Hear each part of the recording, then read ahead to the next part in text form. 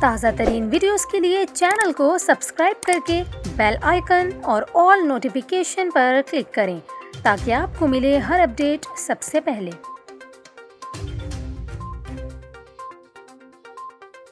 اور یہاں پر آپ کو افسوسناک خبر دیں، کراچی کے علاقے ڈیفنس فیز 6 کے بنگلے سے لاش برآمد کی گئی ہے جس کے ہاتھ پیر رسیوں سے بندھے ہوئے تھے۔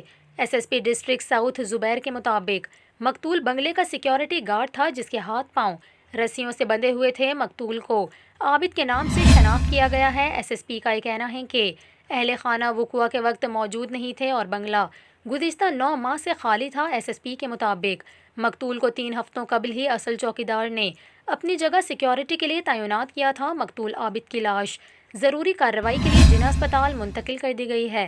دوسری جانب پولیس کا یہ کہنا ہے کہ واقعے کی تحقیقات شروع کر دی گئی ہیں جس میں ذاتی دشمنی اور لوٹ مار کے پہلوؤں پر بھی چھان بین کی جائے گی، تاہم بنگلے سے کوئی چیز نہیں چرائی گئی۔